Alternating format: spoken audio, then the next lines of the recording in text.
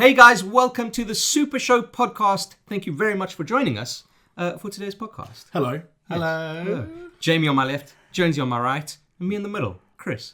There you go. Right where you want to be. Some would call him Munchkin in the middle. Hey, listen. Yeah, sure. It's a Chris sandwich, guys. So Can we just? I did want to point this out though, because there is a bit of perspective going on here. Because we were saying earlier, right? Look how big Jamie. You lean in, Jamie. Well, some people can't see this. no, but I can explain it. Okay, So now look, if I slide back until I'm at Chris's level. Oh! So the guys are leaning forward in front of the camera, and their heads are big. It's basically we're Peter Jacksoning this shit. Yeah, exactly. If you're listening on a podcast platform of your choice, maybe go check out our YouTube channel, which is youtube.com/SuperShowPod, because we do record this, not live, but it's recorded. One thing that no one would be able to tell, regardless of which version they're watching or listening to, is that Chris is already sitting on 2 cushions just to get to the height he's at. Listen, when you're this skinny, oh, is that what it is? your bum is very bony, Right. Okay. and I need the cushioning.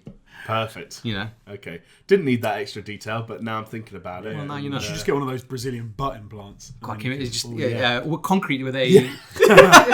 Where the people die because it's all completely botched. Oh my God! Remember when we were looking up at the Iranian Hulk? Oh yes. For people who don't know, he's a bodybuilder, but it's not really fair to say because he just injects concrete into his biceps. It's no oil, isn't it? Yeah, I don't think it's cooking oil. synthol. Yeah. It's disgusting. Look him up on Instagram. He actually got signed to an MMA organisation in Poland and was meant to fight another bodybuilder called Martin Ford. Yeah. Who we saw at a Mortal English Kombat guy. event. Yeah. Who I beat on one of those punching machines. So, Jamie, suck you it. did. So that means, in extension, you've beaten the Iranian Hulk. Yes, and so if either the Iranian Hulk or Martin Ford are listening, yes, I am laying down the gauntlet. Yeah. I am up for an MMA. Jamie, the Scottish Hulk, is ready. I would love to see Jamie fight Martin Ford. It would be incredible. Can you imagine? I'd die, I think. Yeah, I think you might. I'd be up for that. You'd have to wheel me out for the next podcast, just a potato that sits in the corner and makes noises every now and It'd then. be better if you fought the Iranian Hulk, because if you hit one of his synthol muscles, it would might burst and there'd be oil that go everywhere. What if he's like the Sandman from Spider-Man 3, where he just just absorbs you. Yeah, exactly. You punch him, your fist just goes in. Yeah. Maybe, Oh yeah. my God. All right, look. For those that don't know, we are a gaming podcast. We used to be part of All Time Gaming. We used to be all-time gaming. We are All Time Gaming. We will always be. There we go, repping the merch. You are in the hoodie. But we talk about games and we talk about other things as well, don't we? Sometimes stray out into MMA and movies. The nice thing about not having gaming in the name of your channel is, hey, we don't have to just talk about gaming. Yes, it's true. All right. anything that's super. We can talk But about. seeing as we kind of had to start from, square one, we rely on our patrons to help fund these episodes. Kings among men and queens among women. Indeed. So, if you want to support us, you could head on over to patreon.com/SuperShow. We have plenty of tiers. For as little as $2, you can join us on the Discord server. You can chat to us. But... Sounds like we're going to cry. With plenty of tears for you. Oh my God, thank you. But, we have some very special shout-outs from our patrons because they're the big boys that are really helping this podcast run. And that is Angus McChilly, Brett Zerbrigg, Terry Spence, Tristan Harris, and of course none other than Skylar Music. Shout out to the boys, as usual. Someone with maybe the coolest name I've ever heard. To the point where, when I first came across Skylar, I was like, is this like... you know how people might set up a Facebook page for their band, and it would be called like Skylar Music? Oh, right, yeah. But like, this is a guy called Skylar, and this is his music thing, and he's promoting himself. That's just his name. That's mad. It sounds like it could be something like, like Tidal? Like Tidal. like the streaming platform. service. Skylar. Yeah. Skylar Music. Hey, listen to the new Billie Eilish song on Skylar Music. Very cool. So I'm confused now. Is Skylar Music Skylar's name? Yeah. And That's surname's Music? Yeah. That's wicked. awesome dude. You wouldn't believe it. No, you wouldn't. Hi, believe it. I'm Skylar... No, you're not, mate. But yeah, so we're Pull the other one. we'd like to kind of keep everything, if possible, ad-free. I think currently the podcasts are monetized. Yeah, Yes. they've got annoying ads in them now that jump out and scare you in the middle of the night. Yeah, I do apologize. But I would really very much like to move to a place where we don't have to put ads on our stuff. Oh, I'd love that. Ad-free. Can you imagine? Hashtag your ad-free super show. Monetize this, you YouTube Monetize this. fucks. He went there. He was thinking about it, but... No, I was thinking much worse. Oh, right. I thought there my you mum might listen. No, Oh my yeah. God. No, you can't say Right, that. so with that, if you guys wanted to, you could also follow us on social media, which is at SuperShowPod on Twitter and Instagram. Right, guys. Right. Let's get to the fucking hairy, meaty Oh, I don't get to the hairy meat. chunk of. why is meat should never be hairy? I was gonna say hairy, meaty balls, but then I didn't What want is the meat that sometimes has little hairs on it? One that's mouldy. You've left. No, it's like there's something. Don't eat it. There's Don't eat some, no. I'm being serious. You know what that is? It's where you get the bison. When it's served with the skin on, you can still see like the Oh, remnants of. like maybe pork. Yeah, I think it is pork. Yeah, some chickens as well. You get like the little feathers and stuff. Yeah, where they plucked it. I was going to say it's where you've got the bison, you've just grabbed hold of a chunk of hair, hacked off some meat, and you've just gone in raw. No, I'm not talking about raw meat or full on. Do you raw dog a bison? Big time, mate. How do you think they died out? Have you seen Dancing with Wolves? You know, Kevin Costner spends 3 hours shagging bison. You know those pictures where they just got all these bison skulls, like all piled up from the frontier Jamie. days. Jamie there with his dick out and just massive horns everywhere. I'm actually You're a hundreds dirty of dog. years old, and I used to live on the American frontier. I can believe killing Indians, I believe it. it. Wow. skinning I them, thought you'd go the other way. scalping them. It's a bit racial now. Really? Yeah, maybe we should move on. Well, are Native Americans? Okay, that's That's not much what I was better. thinking. I was imagining you on their side, so you were like killing the invaders. Ooh, it's like the gone Last feral. Samurai, like that Olgren dude who joined the samurai. Or like Dances with Wolves. He gets Or going deep. Blood Meridian. Cormac McCarthy's Blood Meridian. Right, lads? Yeah, Sure. totally. A little bit of a literature reference for the readers at home. Man, I haven't read a book in fucking I keep starting. 3 years, maybe. The last time No, that's a lie. I read Spelunky last year, but that's all I read last year. Yeah, that's a good one. I read books like I play video games. I get 3/4 of the way through and then I just stop. You try to recall the story and it's all coalesced into one, and it's like, like Dan Brown wrote this book about the hobbits going to. Oh, I would never read any Hobbits. I have the opposite, where movies for me sometimes go With a meld in. to paraphrase an expression in one eye and out the other, where I'm like, I don't actually remember what happened here. I could watch that again. I've got such a bad memory of it. But I think it's because with books, you have to visualize it. Yeah. And it's your own version of that book that I always remember books for much longer. It's like every frame's a painting, except every idea is an image of a painting of a frame. And you can make them look like whatever you want. So whenever you read a book, every woman in the book, you just give them a gigantic pair of knockers, and it's far more memorable. Yeah, it's true. Right. Charlie and the Chocolate Factory, completely different if you imagine all the grandmas as being old. I'm glad you films. went for the grandmas rather But, than the kids. it's interesting you said that about I was films. worried. It's interesting you said that about films because with music, I can never remember lyrics at all. Really? Like melodies, I can remember a melody, no problem. But if you ask me to recite a lyric, I'll be like, I don't fucking know. I think I just don't hear the lyrics sometimes. Yeah, that does happen. See, I go for the lyrics rather than the melody. I'm like, that's a snappy tune, and I just whistle it. I guess I have both. I've had tracks that I've listened to for a long time and realised at some point, I don't know any of these words. And other ones where, more like, I feel like it happens more with hip-hop, where you're like, I end up knowing all the words. Yeah, but you do my head in sometimes. With that and with fucking, like, show tunes, you just know all the fucking words. Hip-hop and show tunes? No, I promise you, like, hip-hop and show tunes, that is Show tunes? That is the Jamie story. You know exactly what I'm talking That's about. the kinda Jamie. know That's what you're Jamie's talking about. first Because it's studio like- album. Hip hop and show tunes. No, that's his second one. The first one was just Strippers and Holy Water. Strippers and Holy Water, stretch marks. You've already got two. You've got 2 albums. I do. I know. you Getting go. ahead of myself. Oh, you were thinking about what kind of a name you could have, Yeah. like a streamer or like Twitter or whatever that can. I've figured it out for you. Here we go. Wait for this to be the worst suggestion, the history of suggestions. It's fucking amazing. Kamikaze, right? Kamikaze. Yeah, you spell it C-U-M. no. C-U-M. Because you're like, Kamikaze. you're like, The whole issue with overweight death was, imagine when you go to an event and you're meeting a PR person and they're like, "Oh, Who are you? Who are you? I'll follow you on Twitter." I'm like, Overweight. Kamikaze, C-U-M. no, but you just. Ask me how I'm spelling. Yeah, exactly. I thought it was maybe interesting. I got a bit of inspiration the other day from a delivery man because I went and signed for a Porter. delivery at my front door, and he was like, "I need your name." And I was like, "Oh, Jamie." And he was like, oh, "Okay, great. Thanks for signing this." They get a text 5 minutes later saying, "Your delivery has been signed for by Jemmy, Jemmy." Jimmy. I like it. And I was like, that could just be an alternate spelling that gets around the fact that most like things with my name are. I think you should go stretch No, marks. that sounds like a Scottish and Jamie. Jimmy. Oh, to be fair, that is just a Scottish person saying Jamie. Yes. Jimmy. It's like being at my grandparents' house.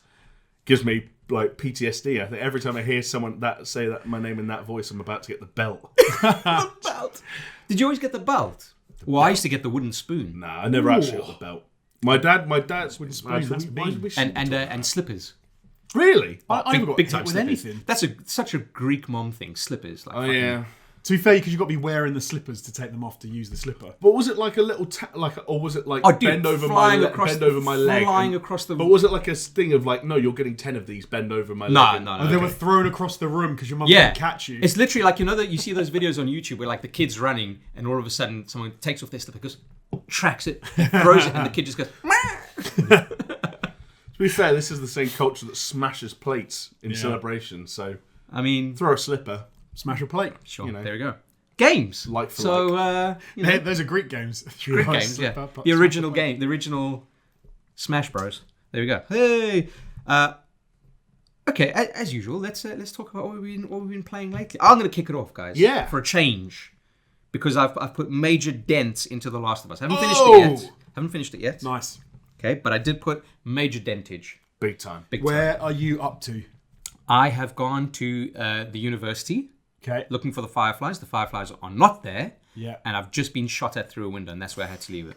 Chris is on the precipice, I was telling him earlier, of some very interesting story moments. Yes. Yeah, I do know the main beats going forward from this. Of course you, because you probably watched a YouTube video on 2 times speed of all No. the No, story he's beats made from a The Last of YouTube Us. video Yeah, about I it made 17 YouTube videos. times. Exactly, yeah, it's like fucking Well, you great. need to do the thing where you don't remember it on purpose. But yeah, I'm very much enjoying it. It's a good game. Glad It's a to good hear, game. man. And I've also been putting some major dentage into Hollow Knight. Hollow Knight's easier for me to kind of get through, Right. Because I'm in bed with the Switch before I go to sleep, so it's like squirrel gaming, right? Yes. But I've now beaten 3 of the 3 Dreamers, so there's nothing in my way to go straight for the Hollow Knight and beat his ass. Nice. But yeah, so Decent. So you could be potentially coming back next week with 2 finished games under your belt. well, maybe Double yeah. completion. You could, maybe. I would say with some confidence that I would finish Last of Us. Yeah. I'm not so sure about Hollow Knight. Maybe it depends. It depends because Hollow Knight's one of those things where like you want to unlock all the skills, even though you don't necessarily have to finish the game. And then I can go back to Sekiro and hopefully finish that. But the other thing I played was one single solitary match of Dota with my friend Paul. Shout out in South Africa.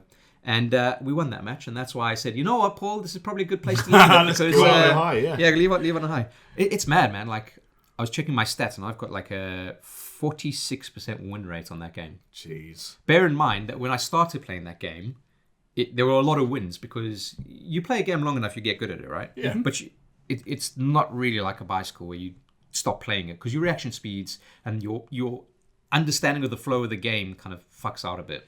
So every time I go back to it, it's very hard to actually be at my peak. So I'm not at my peak. Yeah, I can imagine that's quite frustrating as well, because you know that you've got to grind to get back to where you were, yeah. which is always a bit of a thing in games, which is it's not that enjoyable when you knew how good you were. There's a certain understanding on it. So to you, Chris has patented examples here.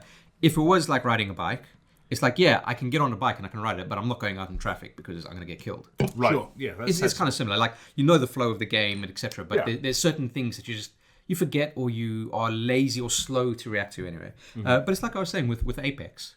Like, if I had to play Apex with you guys, I have to go through the tutorial game because I don't really remember much. Yeah, that's fair enough. Yeah. But yeah, that's me. What about you guys? What have you been? Well, while most people around the world seem to be catching the old coronavirus, not a topical reference for the folks at home. Sure. I caught a different kind of bug off Jonesy last week. The Bioshock virus. Right. Did you get it? Yeah, totally. Yeah, you've been Yeah, playing. Jonesy sneezed on me and That's a good one. I breathed it in. That's a good one. And it was a shock to your system. Well, I thought it was a mixture of like a joke, but it was like also topical. It Like, was also pretty bad. Have you ever seen Have I Got News for You? Yeah. I'm a writer for that show. That's actually one that I was going to suggest to them, kept it for myself. I reckon if you were a writer on that show, you'd be Fired? happily minted. Oh, right. Well, yeah. I thought you were going to compliment me and say like that I'd be in a good place or like or something. But no, that's just Jamie's problem is his comedy hero is Norm Macdonald, and you can tell. You can really tell. very funny. Yeah.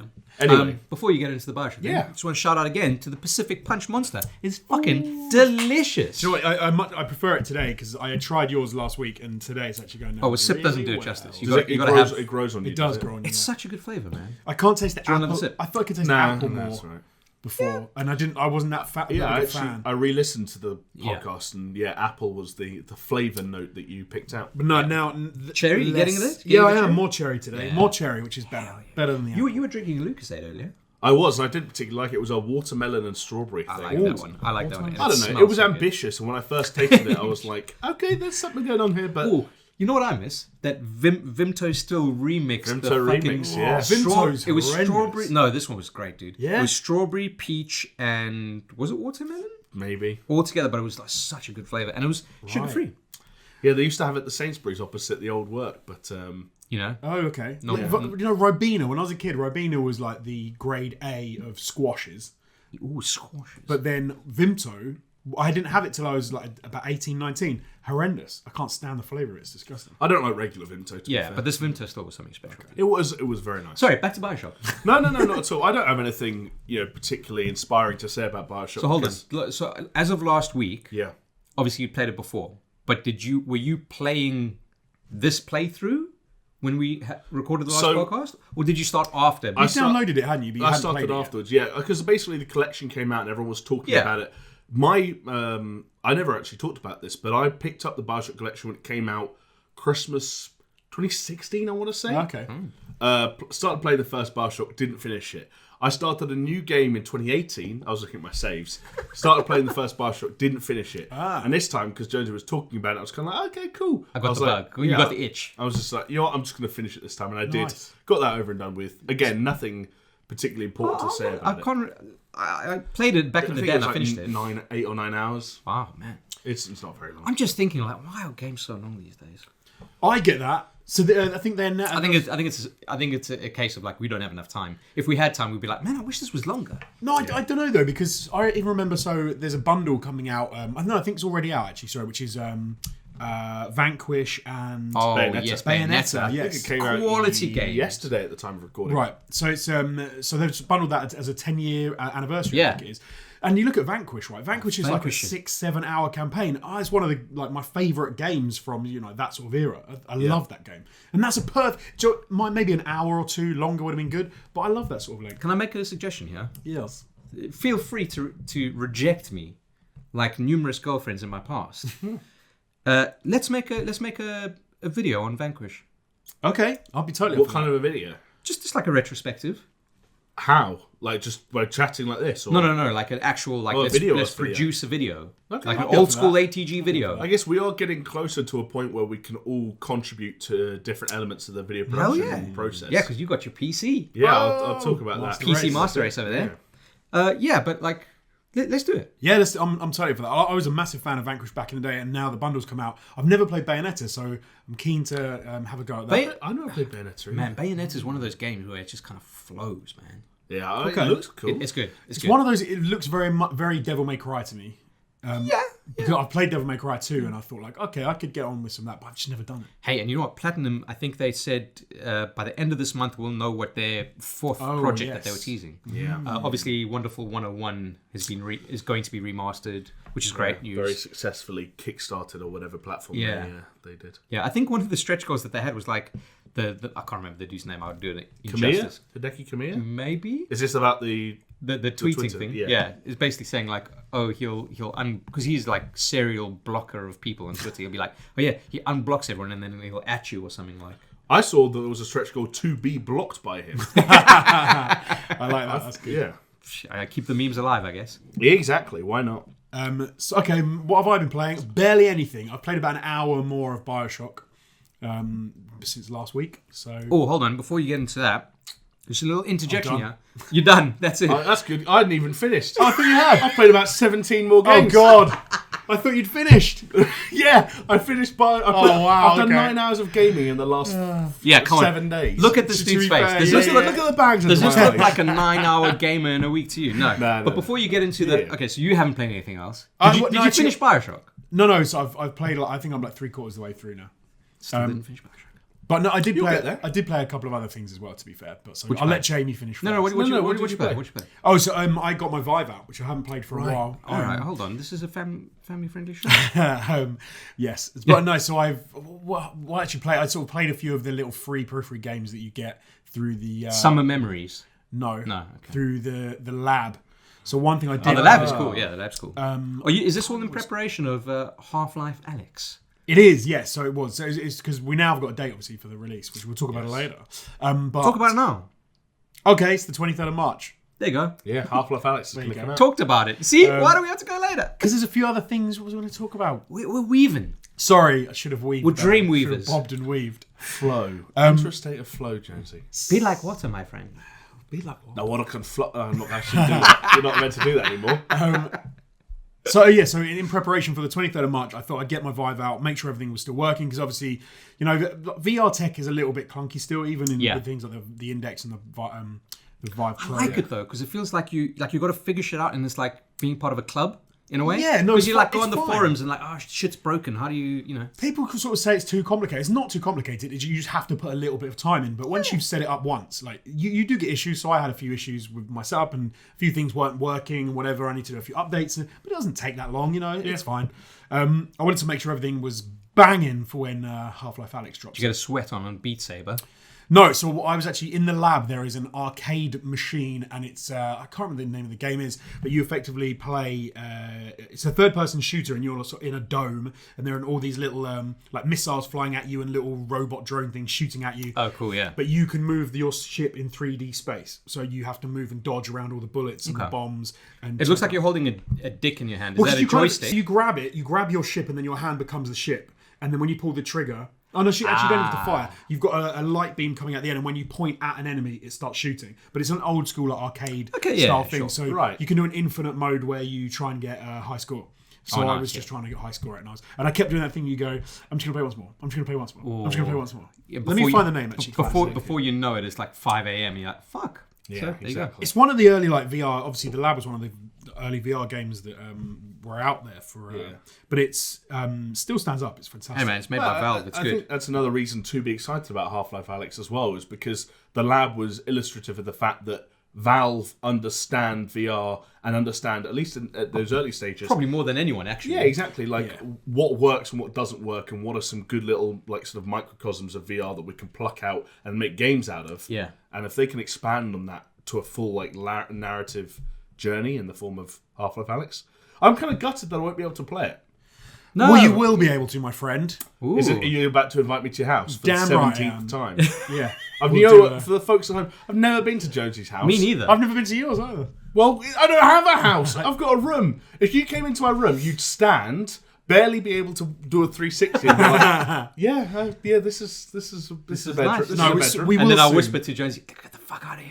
So no, I said There's a smell. soon we'll do a VR day, a Buffalo Wing and VR day as well. yes. So let me give you the Wikipedia rundown. So I played Zortex, is what it's called. Zortex. So if anyone's got the lab, jump in, Zoltan. and you haven't done it for a while, and you've got a desktop VR headset, have a little go, and maybe in the comments put your high score for Zortex. Ooh. Oh. So let me give you the description, because it's brief.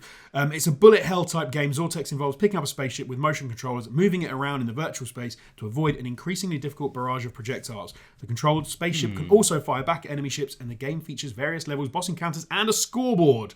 But the infinite mode is what I was playing, so that's a lot of fun. Nice. I just wanted to get the feel for it. So that and Space Pirate Trainer is probably the other one. That Space I'll Pirate probably Trainer's play. Yeah, Space Pirate Train's a classic. I remember playing that before.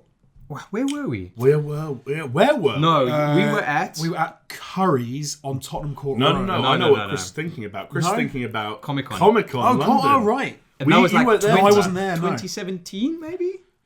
I mean, it was the 2016. Oh no, I was there. I think, No, you weren't I there. wasn't there. We played Space Pirate Trainer somewhere else, I'm sure as well. Yeah. You and me did go to a PC World to use it the PC? Vive Oh, okay. twice. I think we went. Yeah, but we had a level up Yes, where we we recorded did, the Comic-Con stuff. We we did, played yeah. it there. And I remember playing Space Pirate Trainer or whatever it's called.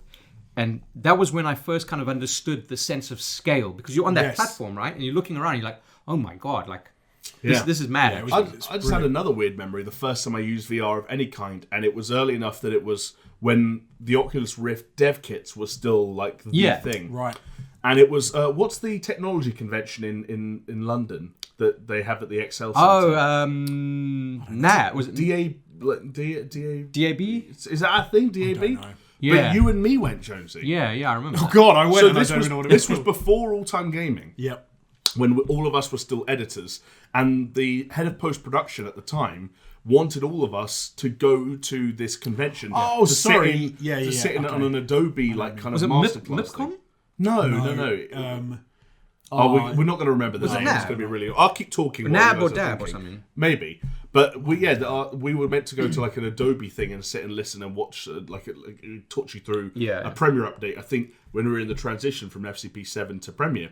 But I remember it not only because I used an Oculus Dev Kit for the first time, but also because pre-ATG, I didn't really know Jonesy. Oh, nice. And so you got to see him flailing around? No, I was more thinking from the perspective, and it's weird to think this way, of like, the idea of going to something like that with Jonesy now sounds like a blast. Like we'd be having a great time. But at the time, it was kind of like, yeah, he's this guy from work. We get on. Yeah. Sat down for lunch, but didn't have a huge amounts to talk about. Probably talked about games. That's so weird, man. I know. You only have to go back like 5 or 6 years, and then that was kind of our relationship. I think I remember going with you, and we were looking at like cameras and stuff there, and some gimbals and stuff that they had. Yeah, that's right. We actually looked at the FS5 and FS7 before we bought them. Oh, right. Yes. Nice. And started using them. I miss having an FS5. Talking VR though, there was another little tidbit of news that I think dropped today. Actually, was the first time I saw it, which was that. So we talked about Ubisoft are going to be putting out a Prince of Persia escape room type thing at some point. But it's now been not leaked, but gleaned from a job advertisement for Ubisoft Dusseldorf that there is actually going to be Ubisoft are calling it a AAA title. Yeah. Jamie seems unconvinced. Fair enough. Well, which is an unannounced project that's being worked on at the moment. They've said it's AAA and existing IP, so there's speculation around. But do you think that this is just the Prince of Persia thing, and people are getting their kind of wires crossed?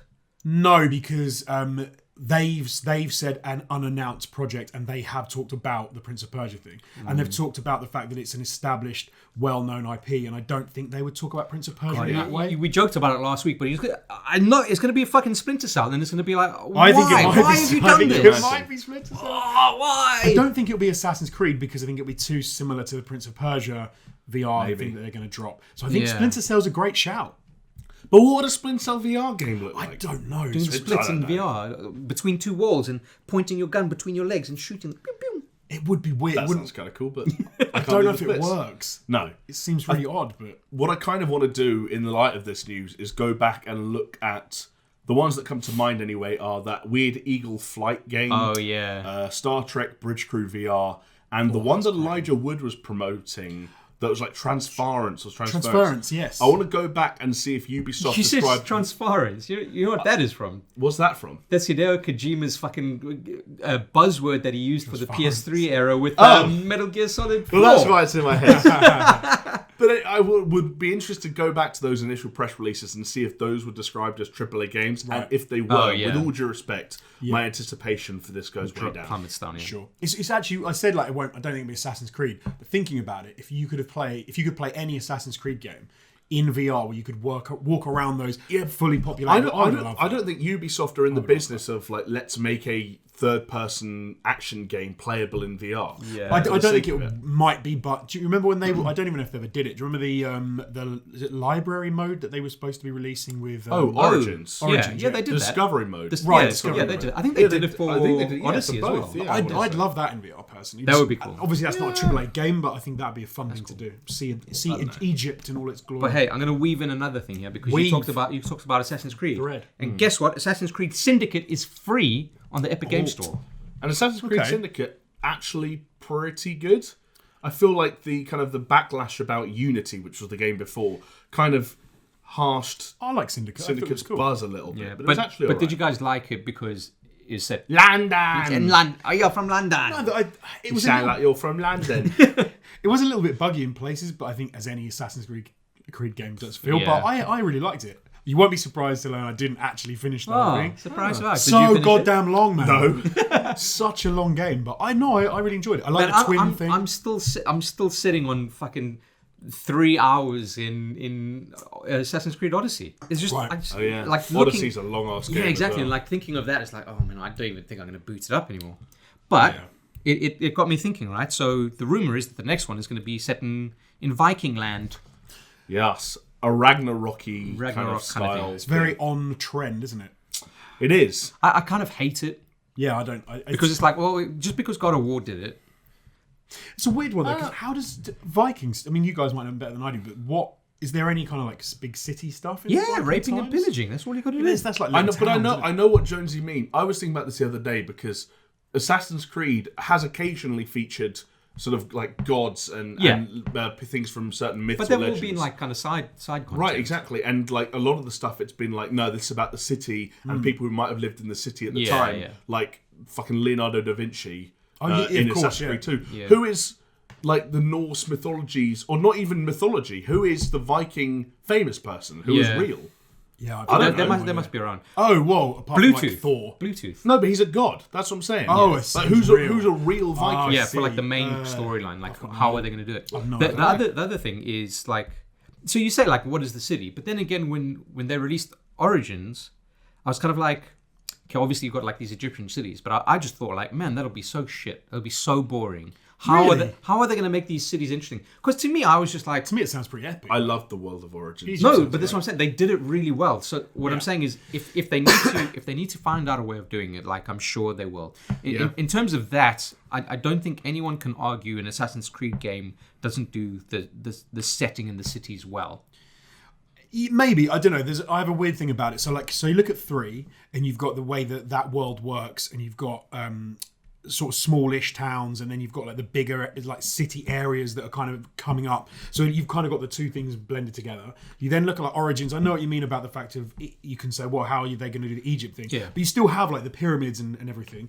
Yeah. For me, when I think Norse, I kind of feel like it's going to be a world almost like The Witcher 3, but without the big cities. So just little forts and little towns. Yeah. And where do you do your parkouring over all that stuff? Because I feel like Vikings spent most of the time going around and like murdering people and not actually saying, actually, we're just going to stick here for a bit. And like even the places where they're from, like Scandinavia, like Scandinavian countries are still extremely sparse in terms of how separated the cities are and the population of those countries and stuff like that. We might have just answered the question. So you don't spend much of your time at all in their homeland, but you then get in a boat and you go conquer other places. It may well be, yeah. I tell you what would be funny though is if they did go on and do full on sort of like Norse gods and myths and legends. Well, if it is called Ragnarok, that is straight from mythology. What would be funny about that is that on the one hand, like you mentioned, they're kind of stepping on God of War's toes. Yeah. On the other hand, because God of War took the weird sort of like approach of saying, actually, we're going to do Balder and we're going to do Magni and Modi, and we're going to reference Thor and Loki and set them up and for the Odin, sequel, but we're not going to show them. And Assassin's Creed just goes right in there. It's like, no, You motherfucker, here's Thor. No, here's fucking you Odin. play as Thor. Yeah, you play as Thor. Fuck Marvel's Avengers. You play as Thor. Hey, on Marvel's Avengers though, you see that they've redesigned Thor's design. No longer looks like he's. Thank God. Yeah. I wasn't one of those people that was super offended by what those guys I looked like. was in those sick early to my trailers. stomach. No, He I had wasn't. Play-Doh face. He looked so bad. And also, it looked like he had one of those stick-on beards. Yeah, like a not a merkin. That's the pubic one. I don't know what you he's got call a it. merkin on his face. It did look It horrendous. just looked bad. But now it's more in line, it seems to be, with like the Avengers films, like the Chris Hemsworth style. Yeah. Also some other visual upgrades, or maybe not upgrades, changes during with Master. But some people saying maybe it's a visual downgrade. But people got to remember as well that like, hey, the trailer that they first showed off was probably that vertical slice, so they can make things look a lot better. And then when you broaden it out, we discussed it before. Yeah. Anyway. Plus, like, who wants to be the next in the long list of loot-based action games that fails on launch and has to kind of reinvent itself a year down the line? Just delay the game, get it right. If visual downgrades are what it needs to make that thing run at a certain frame rate or whatever, just fucking bite the bullet. Do it. Make it work. Yeah, they're still totally in the sweet spot for it being close enough to the whole like movie side MCU. Like everyone's still talking about Endgame and all that bollocks, and everyone's it's gonna be big when it comes out. You can wait. You don't need to rush it out, sort of thing. But also redesigning a character. Speaking about that, I mean, this worked for bloody Sonic, didn't it? Fucking weaving left, right, and centre here, aren't we? But it was genius. We've just come off the first weekend for Sonic, and they've just done like $70 million, which is, I think they thought they might do like 45 million. Apparently. So they did 70, just nearing 70 over the 4-day weekend. Oh, was it 4? Okay, right. Yeah. Like started Friday through Monday or something like that, because it was President's Day, I think, in the US. Right, which is epic, given that if you think about it, a while ago when they did that first trailer and everyone was going mental about how awful Sonic the Hedgehog looked. And that redesign's definitely paid off. Yeah, and like it had the biggest opening weekend of any game adaptation film, it beats Detective Pikachu. That's ridiculous. Yeah, I'm glad. I'm glad for them. Yeah, and especially because apparently it's a fun movie, and people who are fans of Sonic or have nostalgia for Sonic and are going and having a good time. And I hope that it also sets a precedent for not necessarily anything about, how slavishly you adapt the material, but just that like going in and having an obvious affection or affinity for the source material. Like that this is made by people who are familiar with Sonic and care about it and know to handle it with care and put in references or whatever it needs. That's kind of the message going forward. Yeah. For me, it's like when they first showed off that trailer with that weird fucking design, and then they said, "Oh no," and everyone was like, "This is going to be a disaster," and they were liking to hate on it. We hated on it because it was hateable, right? But then they said, "Oh, we're actually going to delay the movie. We're going to go back to the drawing board. We're going to redo his look." And I actually thought that at the time, I thought that was a bad decision, right? Because I didn't want them to go back, do all of this stuff, and for the movie to still be a punching bag, if that makes sense, right? Like I was like, don't you're just upping your costs. Yeah, I'm like, don't pander to the trolls on the one hand, and on the other hand, it's like you really might be fucking shooting yourself in the foot here. But I'm really happy that it worked out for them. Yeah. And maybe it's a new dawn in terms of saying, to say to the studios, don't be afraid to put your stuff out there and actually listen to people that say this is not. Yes. Right. Like, hey, Cats could have been averted if. Right. Well, no, but they did redesign the ones in Cats, didn't they? They made them less like weird. Yeah, but hold on. They released Cats, and then while Cats was out, they released another version of it, Cats 2.0. Tweaked. Yeah. There was the famous picture of Judi Dench's wedding ring still being visible because her hands was just her hands. Right, okay. I think what's weird, man. The sad element of both the Cat story and the Sonic story, though, is no matter what happens to the studio, it's the VFX studios that are getting fucked over at every Oh, yeah, the Sonic one shut down, didn't it? Sonic one shut down. The thing is, it's so weird to say the Sonic one shut down because fucking 10 visual effects companies work on all these films, and 8 of them will shut down. Or whatever. But it's still, it's really sad that, like, at a time where visual effects and good visual effects have never seemed more important, and we've got a film that, like, though a visual effects studio didn't make the bad decision, a studio made the decision, hired a studio to do the work based on the instructions. Yeah. They changed their mind and went back to them, and it's like they, for all intents and purposes, did a good job, probably under very difficult and testing circumstances. Based on the amount of crunch that industry already faces. Well, I think and now at least one of them is shut down. Yeah, I think what we've talked about, but I don't know if we have on a podcast before, but just in case we haven't, I think the reason you get such issues with VFX houses is because they say what happens is they get a treatment, they go away, they do all of the work as exactly like you said, as they're asked to do. They come back and they deliver it all, and it could be completely what was asked for by the studio. Yeah. The studio then will make a number of changes for whatever reason, decisions about whatever. They'll then ask the VFX studio to change stuff, but they will still be operating on the initial cost plan that they put down. They said, well, hey, you said you guys could do it for this much money, so you need to do the changes. And that's probably what happened, is if they said, okay, so we've done all the work that you've said, we've quoted you X amount, this is what we've agreed upon in the budget. Yeah. And then they said, well, the internet fucking hates it, so change it. So they'll be like, okay. I mean, we've seen that in our industry. Where there was a time where a company that we used to work for used to do, like, when they were writing up contracts to work with other people, we didn't specify maximum amounts of changes that could be made. Rounds and of so changes. You'd be back and forth,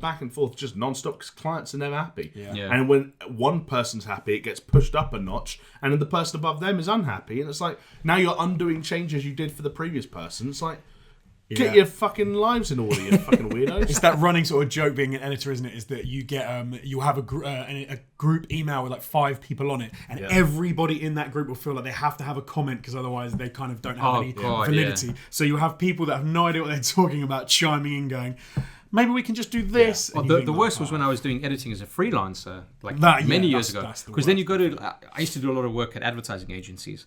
And so you'd have like the creative director come in and say, cool, do X, Y, Z. It's like, okay, cool. And he's like, just send me a version of it and I'll go through the changes and I'll get back to you, like they say, the next day. Yeah.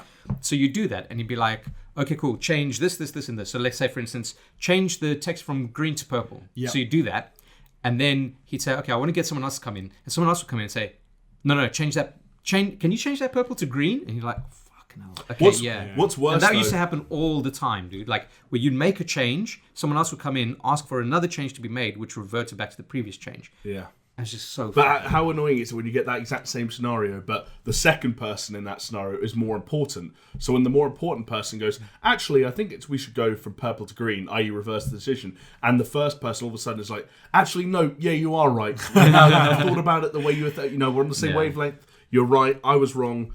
Sorry. But that's I shouldn't have told you. That's the challenge of being an editor. Is almost like you're not just managing. Fuck, it sounded boring now. But you're not just managing footage, you're managing people as well. The chance of being an editor is eating food and sleeping. Yeah, getting paid. Because we're not. For me, it was that thing of when somebody would send you changes and then they'd almost say like, yeah, well, you probably should have realised that we'd want to go with green in the first place. And like, yeah, I did. But you can't say that because it's a class. You're like, oh, yeah, absolutely. If only someone hadn't have told me to change it. But you can't I used to sprinkle in some errors when I was giving like a first draft. Yes. Because it was like, if they're going to make any complaints, like let's give them something to complain about instead of thinking that they have to come up with something. Yeah. So I'd give them like a spelling error, or maybe they'd be like, maybe the image is a bit funny and it's like, oh, can you fix that? I'm like, yeah. Of course I can. Click. Or you, the best one is you sort of take it away. So you do a cut, you send it to them, they have a look at it, they go, okay, yeah, this is good. Can you just tweak? And they'll say, blah, blah. You go away, and then you send them back the same thing and say, how is it now? And they're like, oh yeah, that's much better. Because they'll say, just tweak this ever so slightly. And like, yeah, there you go. I've done your tweaking, and they don't even notice. Anyway, rewinding it back to one of the previous weaves with Assassin's Creed. Okay, so we said how weird it would be maybe if it was Vikings, but what others, like what could Assassin's Creed do other than that? So where could they go, or what kind of like game? Mayans. See, that's what I've always said. Yeah, that's South America. That would be cool. Like conquistadors and shit. I'm thinking Apocalypto. Yeah. Or like the Mayans versus like the Spanish whatever they were called. It would be so like how the Spaniards are just arriving at the very end of Apocalypto. Yeah. It's like that. That's such a 60s. You're throwing fucking spears at them and ripping their hearts out. Oh, I know what would be amazing. Yeah. Well, I don't know what like dynasty it would be, but like China. They did have a China. It was a PSP game, wasn't it? Maybe they did the weird side scrolling ones that were like spin-off stories. Yeah. But like a proper full on. You're in China, because the amount of stuff as well that they've invented.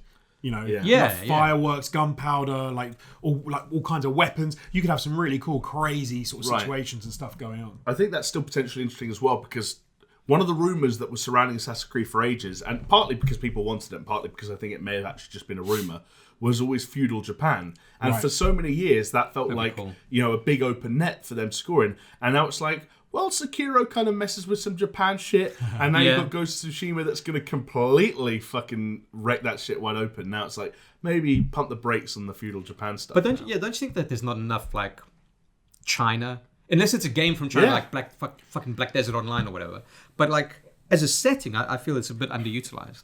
I think that whole side of the world, though. I mean, you could go to like India and stuff. And that'd be incredible if you could Mongol, go down there. Genghis Khan shit. Yeah, that would be sick. Yeah, it'd be great. Mongol hordes. Yeah. But okay, and then what kind of like... Man, we're starting to sound like a real gaming podcast now.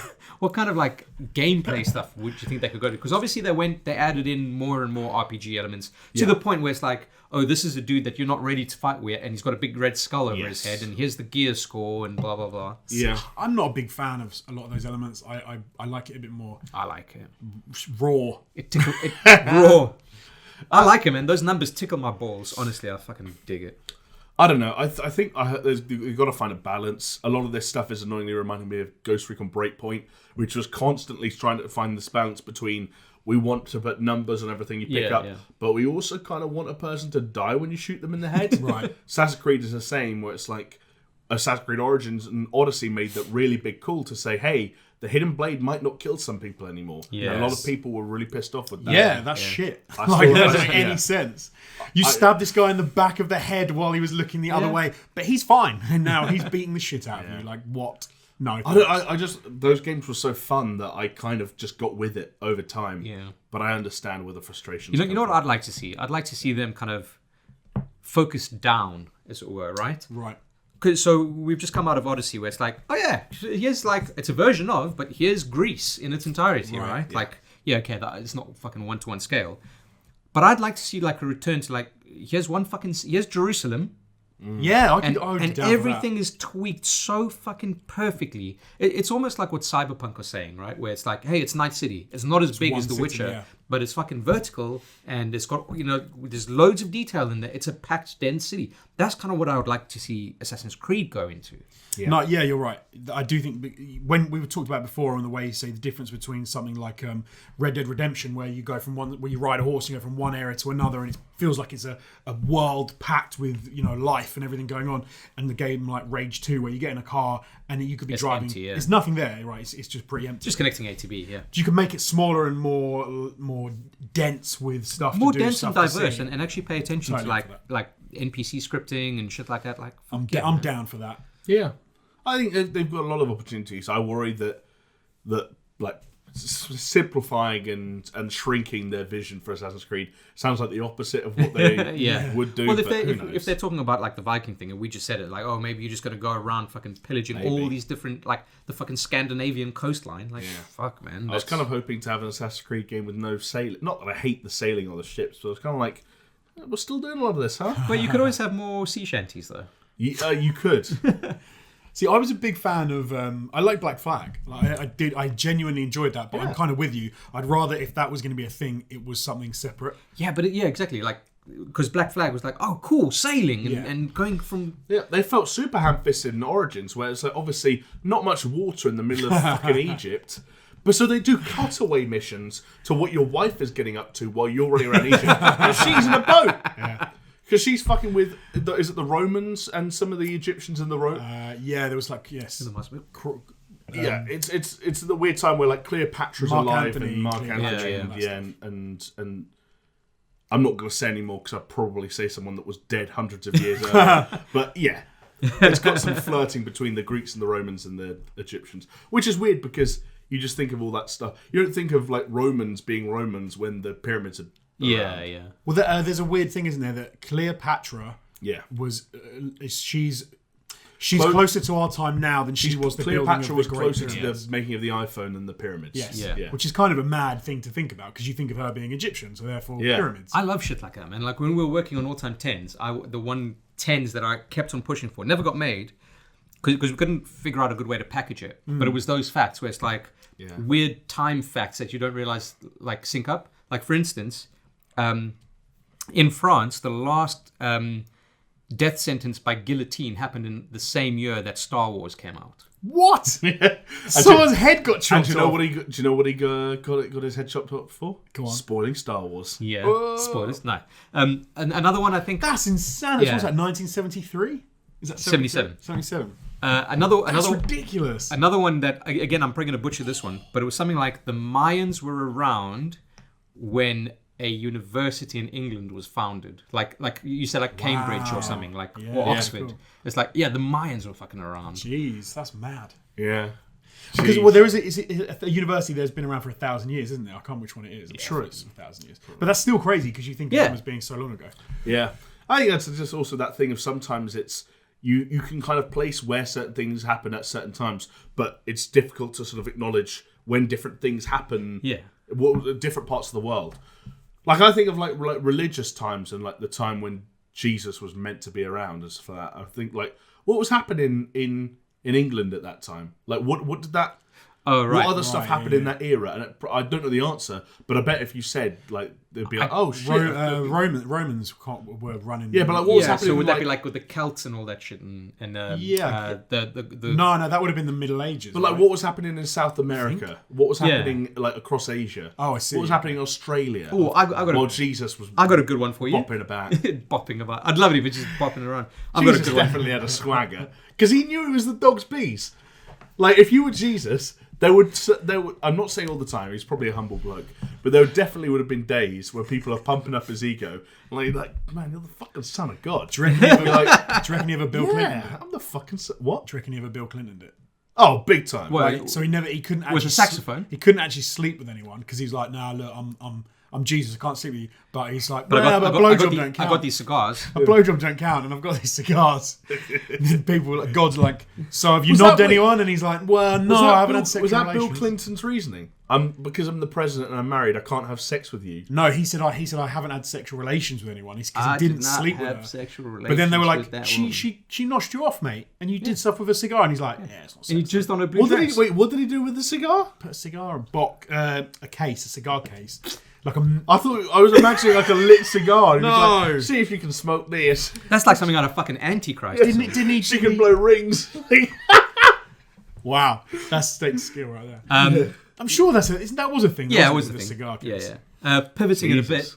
When What, from Bill Clinton putting cigars up yeah, where do we go Monica from there? Lewinsky's? No, going back to this like weird time Bless thing. Monica Lewinsky though. Bless her. Bless her. What's she shame. like? She was like 20 years old. she- She wasn't ready for that shit. She's like an intern or something. Exactly, She's man. set for life now. What are you Nah, talking- she's not. That's like Yeah, really... every time she runs out of money, you just go to the tabloid and say, No, come I'll tell on. you how big it is for 50 Yeah. 50 grand. She like she could have had some crazy like political career, probably done a lot of good shit, especially at that age Yeah, if she was maybe. an intern. Yeah. And then all she's going to be remembered for is like getting with some. I think grimy old that man. was the issue. But yeah, going back to the weird time thing. Do you guys care to take a guess as to when television launched in South Africa? Television. I thought Yeah. I didn't expect the in South Africa part of that, and I was like, oh god. 1940s. Of any kind, or Yeah, like the first like television broadcast in 1957. 48. 76. Oh, so that was just in time for them to start playing trailers for Star Wars. Yeah. Yeah, And then to talk about the final guillotine. the guillotining. Yeah, Execution. they actually made the first news report ever on South African TV was about the final guillotine. Right, mate. Someone's got their head chopped off in They France. put their head down on the thing and the blood comes down and It's mad. It's 1977. fucking crazy. Crazy. It's Anyway, 1977. there we go. Chopped his head off. Nutters. We talked about Cyberpunk though. Did you guys see that that Nvidia card? That graphics card? Jeez. 2080 Ti No. Cyberpunk edition. Jonesy, I want it though. Now you've said it. You can't have You it. can't man. have Why? it. Not available in stores. What? How many are they making? 77 because it's Cyberpunk 2077. How'd you get one? It's like they've got competitions going on. I'm gonna win one. No, you're not. Or if you're like Jack Septiceye, they'll Yeah, just get sent it was one. funny looking at my Twitter feed where everyone just goes full on into beg mode and it's like, I'd quite like this actually. I would fucking... Of course! Who wouldn't? I'd kneecap one of you guys for one. What? Yeah. I You would, first. I wouldn't kneecap you for it. I wouldn't kneecap you for it. I'd kneecap. I'd just get a standard 2080 rather than do that. I'd kneecap myself for it. It's just so cool. It looks so cool, and I've it's already just that got a cyberpunk. 2080. I'll just spray paint it yellow. Also, this is And the it's thing. also like, No one's played look the at this game yet. amazing looking graphics card. Better put it in my fucking machine and put it under my desk where I'll never see it again. No, but you know what? People are going to take not. They'll sell them. Not that's loads the of people. problem. Yeah, They'll exactly. sell them. Not loads Yeah. of people, but like one or two people will take that and they'll make one of these like custom built PCs. Remember we saw some of those PCs at Gamescom, where it's But mental. it went to like Dell or something like that. No. The dude who made like custom bespoke. Oh, those motherfuckers. They were mental. No, Josie, these were the real deal. Like, I can I wish imagine. I can remember his name. You know, like a car bonnet with the engine coming out the top. I can imagine Yeah, no, someone no, doing that. totally with like It was that. that kind of shit. Dude, it was one of them was like, oh, here's this one I did for Gears of War, and it was the fucking Lancer with Yeah. the fucking chainsaw working. Oh, that's cool. And But on with the side it PC showed- built into it. Yeah. I mean, I wouldn't want it, but it Honestly, sounds pretty cool. These were So like legitimately the coolest PCs, like completely impractical. Yeah, yeah. But very, It's like very pimp cool. my ride, pimp my PC, and then it's just like, Well, yeah. where are you going to put it? But I don't know. A lot of them were custom Horrendous. orders. So the guy's like, these are the dimensions I want. So some of them were like big wooden mahogany desks with fucking. wow. It's cool, man. So is this probably like a PR company thing when a game's launching? They speak to this dude, and then he makes them one for a launch or something. Like Yeah, no that- one's actually saying, "Yeah, in my house, I Yeah, want like exactly. some." Oh no, yeah, ridiculous-" people do that. I think that's. Okay. I think he's got a mixture of agency people and that, but it's kind of mad. Yeah, it just kind of It's stupid. I know it's stupid, right? Like it's just a fucking graphics card. Like But you I said, want it. Like there's nothing special about it except for the coat of paint that I got on it. Mm-hmm. But it's reinvigorated my my hype for that game. Well, they've got to do something. Keep bloody delaying it. Hey, come on, we can't have double standards here and say like, oh, you know, we'd rather wait for a delayed game, and then when a game comes out that we want to play, and it's like, oh, it's delayed. It's like, no, it's. I'd rather it was. Take your time. Take your time. I'm going to have a tough time choosing what platform to play that game on. I see. I was thinking I'm going to get the PlayStation Special Edition. Okay. And then also buy the PC version. Idiot. Just to play the game on. You're not allowed to say that. He can play whatever he wants. No, he's an idiot. Don't shame him. Wow. Game shame. Why wouldn't you? Me. But why? Okay. There's because he wants to play it on his TV. He wants to play it with a controller. It's his preferred ecosystem. But you can play it on a controller, and so on and so forth. You can play a controller on PC. But he wants slightly more. Well, I'm here. This is the weirdest thing. Okay. Is it you want to sit on your living room couch with a controller in your hand and my 5.1 Bose surround sound system? Yeah, you don't want to think about connect your computer to your TV. No, because it doesn't go through the TV. Can do. The system goes through an amp, so I'd have to connect my PC. I'd have to somehow make the PC go through the amp, which is in a different room, to connect it to the surround sound system. Listen, that's the price of entry to the PC Master Race. Sorry, talking about PC Master Races, raise your hand and I'll tell you who raised their hand for audio listeners afterwards. Raise your hand if you have a desktop PC.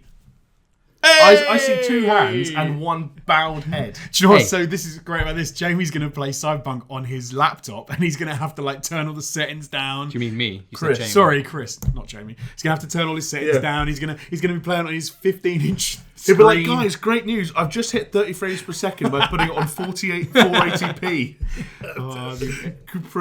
I do need to get a desktop PC for sure. Yeah. With his shiny PlayStation 4 sitting there, dust all over it because he hasn't used it. A PS4 that would probably play it at the same resolution but a more stable frame rate than his laptop. Hey, there's a 1060 in that laptop. There's a 1060 in that laptop. Sorry, tell me more about how Josie's an idiot. He's an idiot. You're an idiot, Josie. Wow. Okay. Anyway. We're getting toward the time when I think have we talked about this yet? Whether Cyberpunk, you reckon? Well, we have talked about it, but whether it will launch cross-platform. With regard to cross-gen, sorry. Yeah, we kind of flirted to a discussion, it can't at first, right? But as we were saying, there's a possibility they might do some weird kind of works on the PlayStation 5, works on the PlayStation 4 kind of thing. That was my big thing that I'm thinking. Where it'll be like... Because you predicted that, right? One thing. But Jamie, you don't think that'll be at launch? I just think there's gonna be a little bit of like fiddling around to do because the bridge they've got to cross that we didn't have to cross in 2013 is that the version of Cyberpunk that will get released in September will be forwards compatible with the consoles that release in, let's say, November. Right. So is there going to be... but I'm going to imagine that there's still going to be an overwhelming demand for a better performing PlayStation 5 or Xbox Series X version, and they will still release one. I just don't think it will sell as well. Right. And it'll probably be a year down the line because again, like if you bought Cyberpunk on PlayStation 4 in September and you bought a PlayStation 5 in November, would you buy Cyberpunk again in November if the one you already had worked? Right, exactly. And then you get into this weird thing of, could they just patch the PlayStation 4? Like, is there going to be a way of the PlayStation 5 knows you're playing the PlayStation 4 version and there's going to be like a boost mode that increases the frame rate? Yeah, or you download like a 4K texture pack or something. Yeah. Or are they going to not do that because they still want to be able to sell games again? Yeah, it's going to be weird, It's a lot of things we don't know. Well, but I think. Here's a question. In November, will he be able to afford a PlayStation 5? Oh, I'm glad you asked. At this rate. I've got some info for you on that one. So it's been reported that Sony is really struggling to keep the manufacturing costs of the PS5 down. So apparently they've got it to $450 at the moment. But now that's manufacturing costs. Yes. Mm-hmm. Okay, so that's just like the cost of a unit. That's not necessarily like any of the marketing or any of that stuff, which fine, that's probably coming from a different budget. Still got to pay for it, haven't they? But yeah, there's been some interesting things because people are like... It's almost like a bandwagon thing where people are jumping on it and saying like, oh my god, it's going to be super fucking expensive. But Jamie and I were discussing it earlier, and the PS3, right, when that launched, the highest end model, to be fair, that cost $599, $600 to produce. To buy. And Sony was selling it that expensive? Yeah. If you bought initially, because you remember it was a weird thing that they're different versions with different hard drives. Yeah. And some of them were backwards compatible and some weren't. It was this bizarre thing like, do you have the 60 gig PS3 or the 20 gig PS3 and all this shit? But yeah, so if you get like the higher end kind of configuration, that was $600, and they were selling it at a loss initially. Yeah, they were, weren't they? Because we've said before, like they actually changed a lot of. Over time, it was components become cheaper, but they also changed like the way they had the setup going, and they weren't backwards compatible. Blu-ray was the big thing because they were one of the first ways that first people to adopt Blu-ray. Yeah. Which is why the Xbox 360 had the HD DVDs that failed. Yeah. And that for a long time, PS3s were the cheapest forms of Blu-ray. Yeah. I knew And so I guess many that's people that bought them as just as Blu-ray players. That's maybe how they justified it. I remember I bought a PS2 because it could play DVDs. Right. Like it was the same thing, right? Yeah. But someone went ahead and adjusted it for inflation. Okay. In today's money. If you had to buy a PS3 today, let's say it launched today, and you had to go in store and buy it, it would cost you $779.23. But again, we have said this is the most expensive version Sure. of the PlayStation 3. So realistically, if they dropped a PS5 and the only version they did was 700 quid, I mean that to me is But that would be ridiculous. That would be shooting themselves in the foot because people would want it, but they just say it's completely out of my price range. What do you think is the ceiling? $500. Yeah, US. you can't break that. How much was the PS4 Pro when it launched? $400, £350. It was very reasonable. It was it launched at the exact same price as the PS4. It was Yeah. just so happened that it launched many years after the PS4. And I will say 2013, the PS4 was again $400, £350. Xbox One was $500, £450. Yeah. Yeah, I mean, Would you pay £500 for a PS4? for PS4, Sorry, PS5. Wait, Probably- $500? Yeah. Yes. probably not Yeah. at launch. What? Because You're not going to buy a place? It is going to be $500. So when what it are you came, talking about? so I think it would be $500. It's absolutely going to be $500. yeah, but I wouldn't do it at launch, is what I'm saying. So when the PlayStation 4 dropped, I didn't buy one when it launched. I bought my brother one because it was his 30th birthday. So I bought my brother one as a birthday present. I then didn't buy myself one, and for about 6 to 9 months after the fact. 6 to 9 months. Yeah. the reason being that I only bought mine when God of War came Well, out. no, because now I'm thinking about this fucking podcast. I'm thinking about November rolls around, and I've got a PlayStation 5 and Xbox Series X, and I'm trying to play all these games. And it's like, Josie, what have you been up to? It's like, I busted out the Vive again. I've been playing the lab. But no, let me say why. Because the reason was, and this is why I want to see what they're going to do with the whole game situation, was because we all know that usually when a new console comes out, you get a whole load of these games which look very pretty, but they're a bit shit because they're trying to showcase the ability of the system. Yeah. They're going to launch with a fucking Ridge Racer. Like, Exactly. who wants that? And everyone's going to snap up any combo deal that it comes with, and everyone's going to be going, what's the only game it comes with it's actually worth playing? Like, does everyone really want to play Knack when it drops? Like, not really. But this is Knack's in fucking HD, and you're like, whoa, it's fucking Knack. But this is where it changes, though. Or this is where it was what Jane was saying. This is where it gets a bit weird in this generation because there's going to be so much of that overlap.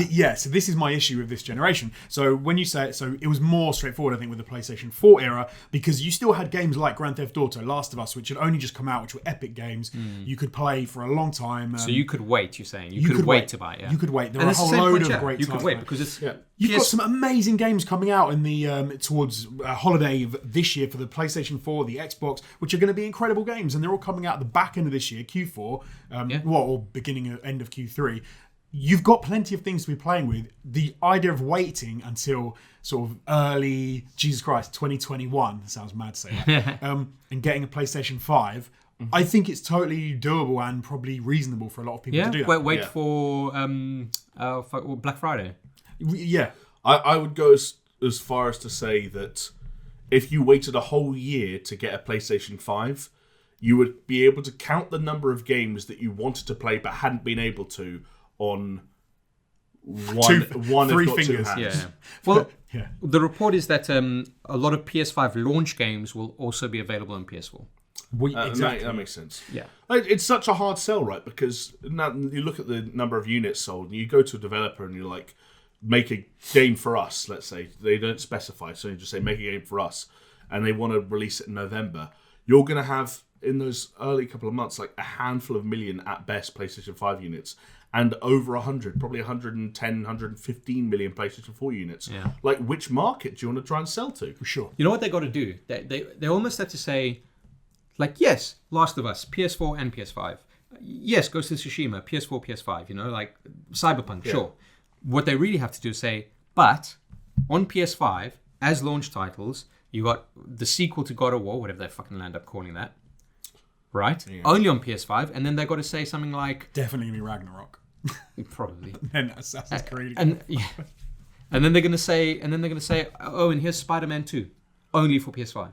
Because apparently... Yeah, that for sure, yeah. When they bought Insomniac Games with that fucking astronomical amount of money, Sony bought them, they said that one of their top priorities for the PS5 was getting... it makes sense because of how it ended, but a Spider-Man sequel. Sure, yeah, absolutely. Yeah. So if that's a launch title, and let's say God of War's a launch title, fucking hell, then they've done something right. But if they don't do that, there's no good enough proposition to say, yes, I'm going to go out day one and buy a PS5. Yeah. And I might be wrong on this, but maybe I'm buying too much into sort of the way that these consoles have been discussed and promoted so far. But we've been led to believe, at least, that there have been enough advancements being made, especially on the CPU side of things, that will it be easy? You won't be. We have to presume you won't be able to take the advantage of the full power of the PlayStation 5 if you're developing for both platforms. Yeah. Or you'd have to do the classic thing of Team A produces a game for PlayStation 5, Team B tries to make it work on a PlayStation 4, and those kind of situations. Nightmare, yeah. And in that situation, I'll be honest, I want to be playing on the best version of games. Yeah, sure. Yeah, but if it's not a PlayStation exclusive, guess what? Just play it on your 2080. Yeah, and then it will look incredible. That is going to be the best way to play it. You do. There is a weird thing as well, though, because I say that I could easily happily wait 6 months, but I think the issue they do, well, not the issue, the bonus they've got now is, whereas with the previous, so PlayStation 3 to PlayStation 4, or more so PlayStation 2 to PlayStation 3, or Xbox to 360, whatever, the jumps between the graphics and how games looked and how games played was amazing. It was incredible. Yeah. This time, because the jump's not going to be quite as noticeable, especially not when you go PS4 to PlayStation 5, I think they're almost protecting themselves a bit, because you can just invest in the games, and like you said, you can have Spider-Man 2, you can go for awesome games and push things like load speeds are going to make a real difference to how you play the game. Well, that's it. I guess so maybe we do have amazing titles again. The differentiation, I guess, is that more that technical stuff. So it's less about fidelity and more about frame rates and smoothness and this, that, the other. An interesting thing that I was reading before we started this podcast was Gran Turismo, talking about the next Gran Turismo, right? I can't remember the guy's name. The head of the studio said 4K is more than enough than what they want to do. Yep. So what they said is they're focusing on, I think they said 220 frames per second or something like that. But that's what. Can people even see that? Yeah, we want it so fast that no one even has a monitor or TV that can support it. But that's the other kind of thing about this, right? If you say, the jump from SD to HD and the jump from HD to 4K, it does require more than just a PlayStation. It requires a TV that can handle it. Yeah. HDR. If they say, this is 8K HDR, well, no one's got that TV. People are still saying I just bought a 4K TV. It's still, I don't think 4K has kind of taken off as much as HD took off when it first launched. No, I think you're right. You're absolutely right. They provide a small packet of speed in the pack so you can see the frame rate that the game can get up to. Otherwise, your brain can't go fast enough to comprehend it. Just like a line of coke on the. When you peel off the protective coverings on monitors and shit like that, you do that, but underneath it's just a line of coke. So you go let's see what this looks like. If you want to enjoy this game as it was intended to be enjoyed, you've got to up that brain rate, my friend. I can't wait till the day when games come with cocaine. Well, there's going to be GTA 6, right? Surely. Yeah. Now that Sam's in charge, it was we don't have a fucking store anymore. Just give cocaine. Cocaine GTA Online. Really, you were saying, am I going to get one 69? Realistically, yeah, the first week I'm going to get one, but that's because Hang on, you've just completely changed what you said a few minutes ago. First week, you've gone from a year to the first week. No, but let me justify it. Because he's been thinking about it. He's changed his mind just from the discussion. No, I haven't at all. But the whole reason why I will, and this does make a difference, is because of what we do. Yes, so it's your job. Exactly. When I got the PlayStation 4, I wasn't making gaming content. I wasn't doing a podcast. The idea that if it was just me, let's say we weren't doing anything to do with gaming anymore, I would probably wait 6 to 9 months to get one. The reality of the situation is I will get one like first week because it will be part of, what we do. And it will be a case of, I wouldn't want to come on the podcast and then you guys go, so what do you think of the PS5? And I'm like, well, I'm looking forward to playing it in 6 to 9 months. I have a feeling that might be me, depending on the launch games. Well, you have an excuse. You're the PC guy. I am the PC guy. The PC guy with the worst PC amongst the three of us. Well, also, I mean, it's going to be the last console to come out probably. So yeah, we go. No, we're not going into that. Not following you down that rabbit hole. That's big. No, but like if they launch with, let's say, Spider-Man and God of War, or that'd be amazing. Then I'll buy it. But otherwise, I think I've always been okay to wait for the soft. Funny enough, unless it's a Nintendo thing, but I've always been okay to wait for the software to catch up with the hardware. Yeah, no, and I think that's probably the smart way to play it. Yeah. I just got a weird feeling that's going to happen sooner this generation than it did in the last. Whether generation. the big hit is going to launch with it. Yeah. I agree. I agree with you. Like you think what go back to what 2014 was like for games. I just don't think that 2021 is going to be this weird barren year where everyone's figuring out the hardware. No, I feel like people are already developing for it now. Oh, yeah, they are. The industry is much more vibrant, right? It's a more interesting place. You've got cloud services. You've got more people are using sort of different ways to play games. You've got mobile gaming. You've got all these things which didn't exist 7 years ago. But you did bring up an interesting point. Is that we are gonna when that PS5 launches, we are gonna have so much to be playing anyway. Yeah. That maybe it's a case of like getting those out of the way before you launch. Because the last thing I want to do is have like Cyberpunk on the run, all these different games, maybe still Sekiro.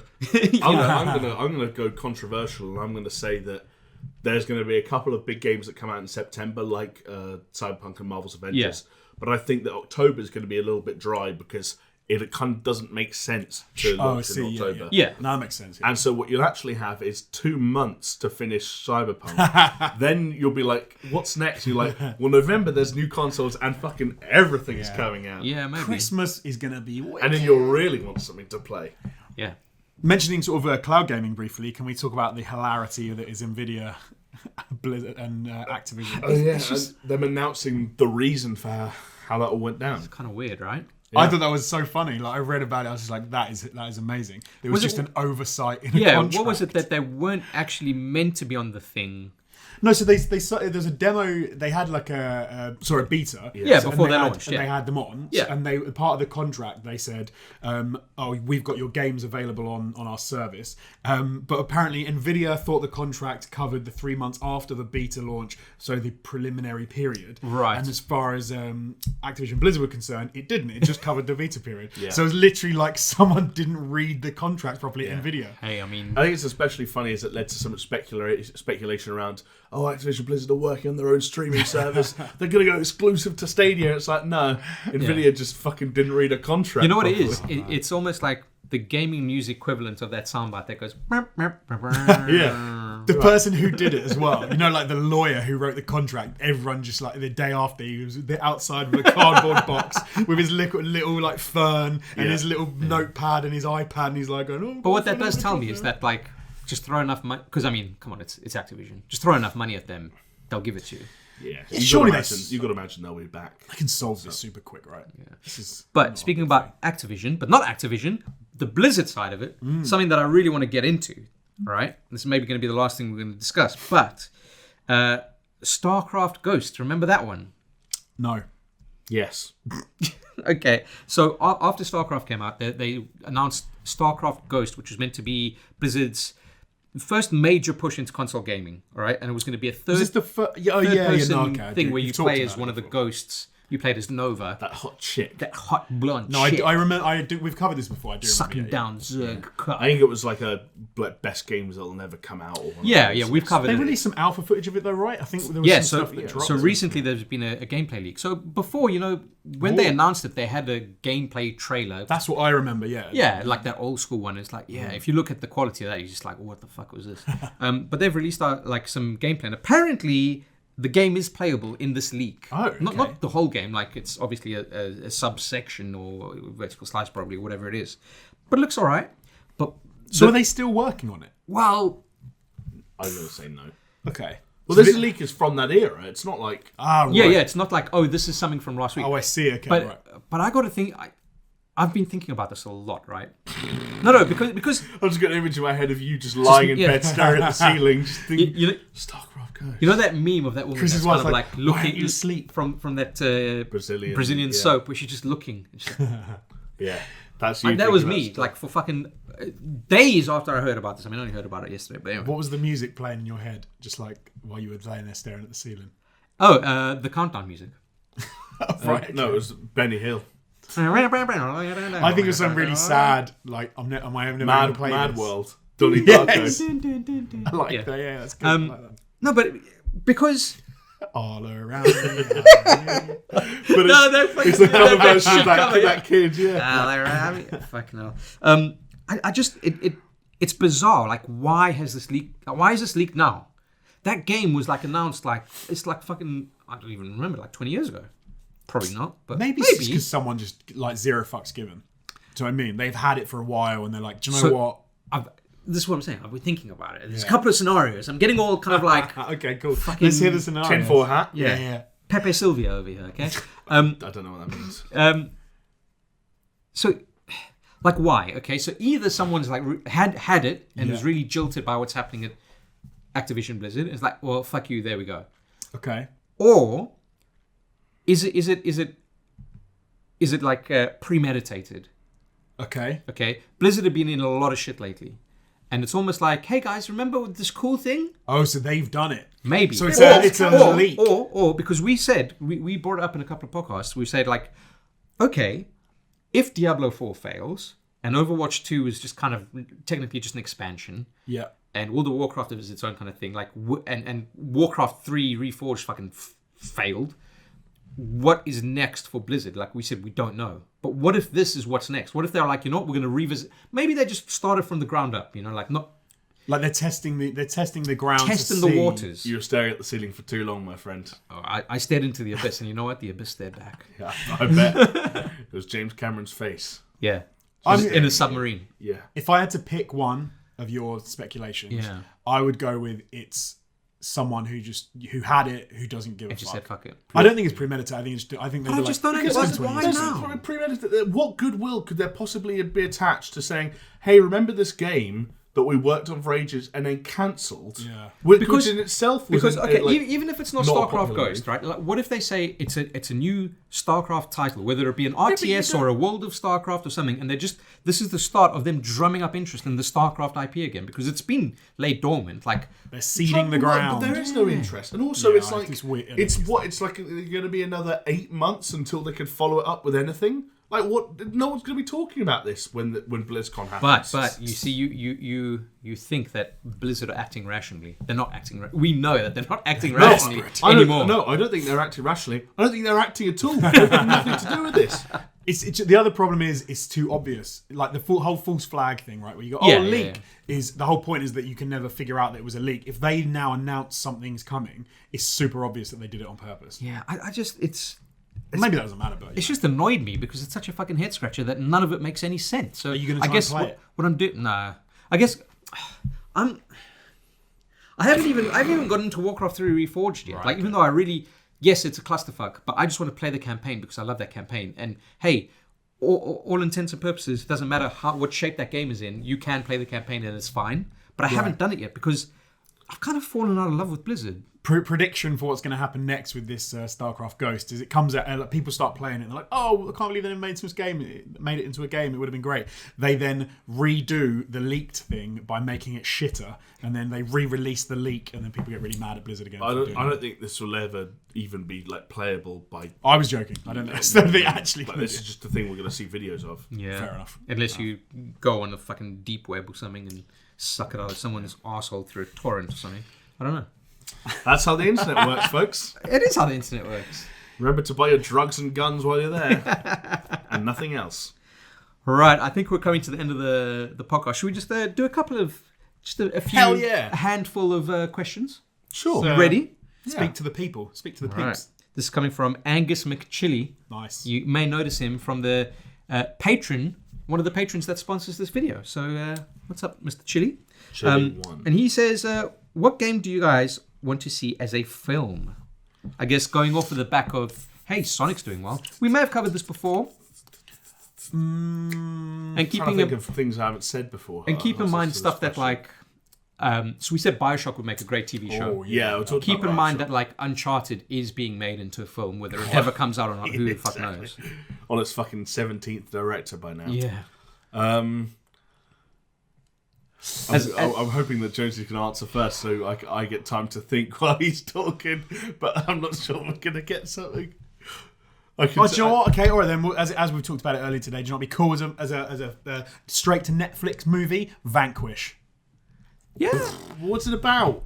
What's the game about? Exactly. Do you know what it's about? It's a couple of dudes in some crazy suits that can slide around on the floor, and it's do you know what the G.I. Joe action movie? That one with like Sienna Miller. It's that kind of thing where some dudes get some. That's not a good thing to reference. When I got one. Straight to Netflix. It's I got one. Okay, I want you to cast your mind back to Van Helsing. Yes. That style. Okay. Like an enjoyable film, but it's really bad, right? I thought it was fun. I liked it. You can have fun with it. Objectively, it's a bad movie, but you can enjoy it. It's a fun film. Imagine The Order 1888. 1886. 1886. No, that was a terrible game. I thought it was a bad game. It was a cool I'd much story. rather see that than fucking Van Helsing. Vanquish. Oh, Van Helsing. Yeah. I think it would be cool. You hated Van Helsing the film that much, did you? Yes. I like the vampire dude, the guy who played Dracula. It was you who murdered me. It's so it's wicked, like over the top. No, must be such a burden, Gabriel. The Order had some cool ideas. Yeah, I thought so. Admittedly, some of those ideas were just like giving people cool names and making them do cool things. But yeah, shout out to Galahad. Yeah, exactly. But yeah, I think like that could be cool. Especially there was that report like a couple of weeks ago saying like, oh, they may bring the Order back as a game. Maybe. I don't know. Let's have another Tomb Raider with Alexandra Vikander. Is it Alicia Vikander. I didn't see that one. It was. I liked it. I thought it was. Do you know what was funny was? So I saw that, and then a couple months after, they had like the Lara Croft. Oh yeah. What's her name? What's her name? Angelina Jolie. Yes. One on the TV. That is a pile of shit. Oh, yeah, those are bad movies. Yeah, but she had big boobs. But the Alicia Vikander one is actually like it's more like what's the films with fucking hell? My mind today is completely gone. What's the ones where National Treasure? It's much more of a National Treasure film than it was like a silly where's the National Treasure game? That's what I want to play as Nick Cage. It's called Uncharted. I'll imagine if there was a mod where you could put Nicolas Cage in the Uncharted game. Oh, that is a great mod. I'd be all over that. Yeah, that would actually be pretty good. Speaking of mods, like I remember watching when I was really getting into kind of hints and tips for Sekiro, and I came across this one modded video because obviously Sekiro released on PC, so people could mod it, and they put Woody from Toy Story as Sekiro. Oh wow! So you just see him like fucking dudes up with swords, but he just looks like Woody with his big bobbly head. It's really funny. Do you know what would be a great sort of prank is if you made a Sekiro TV show, and it was on YouTube, and then every episode is just someone rocking up to a boss and getting killed, and then the next episode is them rocking up to the same boss getting killed. You know what? Actually, I'm fucking totally for that. Yeah. And in fact, that's a good answer. Maybe not necessarily. So Sekiro would make a great TV show. Where, yeah, maybe it's like a monster of the week, but it's like a boss of the week kind of TV show with an overarching story. But yeah, what about like Dark Souls to get that kind of like epic fantasy kind of film going? Yeah. I think Dark Souls and Sekiro maybe dip into a little bit of what I was potentially excited for in BioShock, which is like, hey, there's opportunity here to explore the world. Yeah. If less like the actual narrative of the game. Yeah. Maybe because the narrative either doesn't need to be told again or it's thin. Yeah. And that's the thing about Sonic. Like, to do justice by Sonic, to do right by Sonic, it's about the design of the character and so on and so forth. But in terms of the personality of the character or the world beyond what sort of fucking Green Hill Zone looks like, or the story, there's no rules to play by because it's fucking Sonic. And I know some person with an avatar from an anime show will probably shout at me on Twitter and be like, have you never played Sonic Colors? And it's like, well, no, fucking Sonic stopped at Sonic 3 and they were all shit. Get a grip. Sonic and Knuckles. So, whatever. I fucking hate Sonic. But I think you can look at that and be like, well, actually, I think about the fact that a Super Mario film is being made. I think it's the Illumination, is that what they're called? The Despicable Me and Minions studio, working closely with Nintendo on that. And I'm like, actually, do you know what? for as much as later games have fleshed out the idea of Mario and the various worlds that Mario can exist in, Mario is still a fairly open book in terms of what you can say about. Dude, if he can go traveling around the world and go across a galaxy, and his brother gets stuck in a fucking hotel, like you can go anywhere. So like there are still ways that you can piss people off. Yes, yeah. There are still ways you can piss people off, but it kind of is that nice middle ground where a studio can do something maybe a little bit different. Were they going to do Zelda as well? Because I feel like that's harder. Like Mario's more an open book, where Zelda's almost Zelda would definitely be harder. Yeah. I think it's too niche as well. Like niche in the sense of the audience is going to be too, to translate over, it's going to be rough to try and get people interested in that world who haven't already been interested. Yeah, maybe. Here's one as well. You're thinking about how The Witcher works on Netflix, having been adapted from a series of books. Did you guys finish watching it, by the way? Not yet. Never started. I've watched a couple, but I finished watching it. It got much better towards the end. Okay. I heard that. There was news this week, actually, that Mark Hamill's in talks to play Vesemir. Is that the guy's name? Vesemir? The guy who you meet who then helps you out. Well, you don't meet him. He's like your friend. Like, I'm thinking of someone else then. Oh, never mind then. But yeah, Mark Hamill, yeah. Yeah, but the Joker himself. I beg your pardon, Luke Skywalker. Shut the fuck up. Why are we getting so hung up on Mark Hamill? It's a side. He's a quality Joker. I was going to say. He's a quality Joker. I was going to say Metro. Metro as a Netflix show. Yeah, because those were based on Chernobyl. It's not that much harder, right? Just go underground. Chernobyl Underground is Metro. Yeah, that's the sequel to Chernobyl. That's not what I picked up when I was watching Chernobyl. And I wasn't sitting there with that guy at the operating table with his skin fucking falling off, thinking that's just fucking Metro. Imagine just if they had werewolves, it's Metro. Yeah. No, I think Metro's a great chart. Metro is also that same thing of like The Witcher, where they're based on a series of books, and while like the Metro games have explored the arc of Artyom, there's an interesting world there that was probably far more interestingly explored in my mind in 2033 than it was in Last Light or Exodus. Right. In so much as what are the actual mechanics, so to speak, of living in a subway system and bullets as currency and all those kind of weird things. I get that, but I really did like what they did with Exodus and the whole kind of like the story behind what's happening. I think Exodus was a story that was put together based on the needs of the gameplay, which was that we can't be in the fucking metro system anymore. We got to be above ground this time. Gotta get out. We need to think of an excuse to make a habitable part of this world. I wonder how Metro Redux plays on the Switch. Probably fine. Maybe it's an old game. I started playing the on PlayStation, and it was a bit. It was a little bit rough. You're a little bit rough. Yeah. Okay. Well, let's go to the next question. Javela Cujo says, "Are there any games that made you cry, either a particular moment or when you beat it?" Maybe let's expand that and say not necessarily cry, but like any emotions coming out. Can I go super easy and quick and say Last of Us when Joel has got his kid? What's her name? Sarah. That's a very touching moment.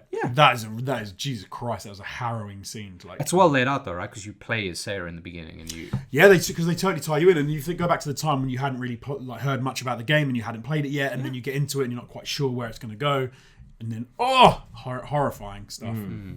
Yeah, man. I mean, lots of kind of the games that have tried to pull at those kind of the heartstrings, so to speak. I don't think I've full on wept at a game not for a long time, but I felt moments of sadness in things like Life is Strange. There was a little mobile game that we talked about in the old podcast called Florence which is now on Steam. Which is now on Steam. There you go. That I think has some moments. Yeah, I remember you also maybe not emotional, but you got emotionally invested in Kind Words. Yeah, I didn't shed a tear over anything I came across in Kind Words, but that's definitely, you're right, emotional investment is the right way of putting it. It was just a different kind. Yeah. Almost a weird kind of like emotional responsibility more than anything else in a way that I never really wanted to go back to. I think there's one to mention one that didn't get me like that, but I think obviously the aim probably was Death Stranding. Because there were moments when I think that's what Kojima was going for. Yeah. There's a lot of stuff, there's a lot of especially cutscenes where they try and go, oh, look at this character, look at what happened, look at this. And it just kind of doesn't really land personally, like those sorts of scenes. It was a bit too... contrive. There was very little emotional resonance. There were some moments towards the end, ironically gameplay moments rather than cutscene moments, where I was like, okay, there's a little something here. They feel too separate. For me, the gameplay and the cutscene stuff in that game feel very separate. Like, it doesn't feel like one... Do you know what I mean? When you play Last of Us, it feels like one flows into the other in a much more natural way. I can get that. Death Stranding is much more of a, here is your whole section where you play as Sam Porter. Here is a movie that runs along parallel to it. Yeah, but maybe it's because it is so long that you're just like, okay, let's put the controller down. And maybe. Very possibly. Yeah. Do you think it would change if you could move the camera around when those cutscenes were going? I think if they had more of the mechanic, you move the camera around, or you felt like you were playing it, so you had to walk from. So I genuinely thought there's a whole bit. I don't want to do any spoilers if anyone's still playing that long game. Well, you're still playing. Yeah, I'm still playing. Yeah, I think the world has finished it. Like, it's just you. No, I reckon there are a few people that finished it, but you should finish it because it's awesome, and I'm going to finish it. The whole section where you find out how Fragile gets her aged physique, and I think that was a whole bit where I thought they were going to say, right now you play as Fragile, and you do this, but you just don't. It's entirely retrospective of her telling. There's also like a lot of the story is delivered through kind of conversations, and we always have this idea in cutscenes of Sam being around other people and interacting with other people, but every single element of the gameplay, with a few minor exceptions where you're transporting someone on your back, is completely isolated. Right. And so there's this kind of like dichotomy between Sam as a person who's going on a very individual, very lonely journey, and then Sam who all of a sudden is Mr. Popular and is getting 5 phone calls a minute. Every other time it's just a voice in your ear. And there are also lots of places where you see things happen that you never play the game in. And so I can see where the separation would feel. I just want a quick shout out to 2 more games that, like Jonesy with Death Stranding, tried to make me cry and didn't. Quantic Dream stuff, so Heavy Rain and Detroit. Neither of them worked. I liked both those games, but neither worked in an emotional way. I've never been... I don't know. I don't want to say like... Maybe I'm just dead inside. I don't know. Well, the only game that I can think of that in terms of like an emotion, but it wasn't like it just fucked with my head, was the original BioShock actually. The ending. Don't you ruin it. Don't you ruin it. I mean, it's surprising. I've blocked it out. I can't believe that. Yeah. Are you amazed how good I am at blocking it out if I don't want to remember it? Yeah. Do you remember I used to leave the booth when we'd do VOs and I'd literally go outside so I didn't hear. All right, listen. Would you kindly let me just finish this? Yes, sorry. Thought, okay. Yeah. So I just want to stop you from saying it. Look, kindly let me finish. All right, so the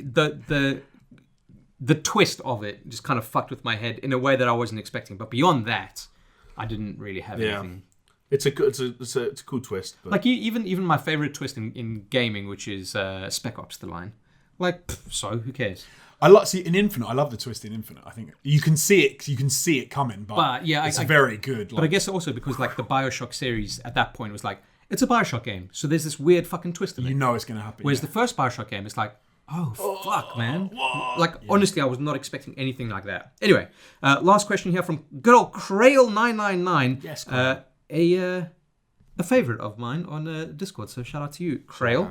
What is your proudest gaming moment? I'm going to, straight off the bat, hit in this one, is anytime I play Dota and I carry my team and everyone else sucks, which is not often, and maybe that's why it's even sweeter when it happens, when I'm like, we won this game because of me.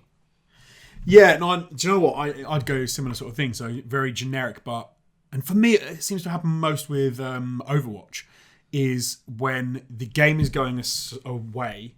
Oh, when you're losing, it's getting away from you, yeah. And you're getting away from you. So let's say, like I very often will play as like Reinhardt or as Soldier 76, but then it starts to go one direction, and then it seems to happen more often when I switch up as Diva, and then you can use her ultimate or something, get into the zone, and then just kill everyone, and then your team rush it, you take it, and then you move on, and then you win the game. Especially then when you get the play of the match. Play of the match, yeah.